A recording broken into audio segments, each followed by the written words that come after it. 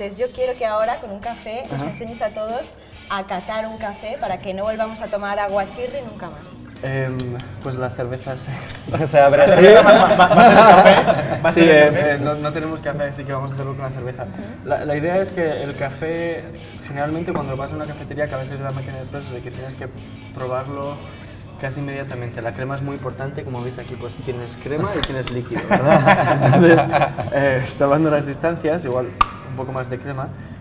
La historia es que la crema te va a bloquear lo que tiene el contenido real, que es el líquido. Entonces va a bloquear un montón de sabores. Lo mejor que puedes hacer en una cafetería es intentar agitarlo un poco, la crema se va a romper y agitándola, oliendo, es la primera sensación y luego vas a probarlo. O sea, qué fresco.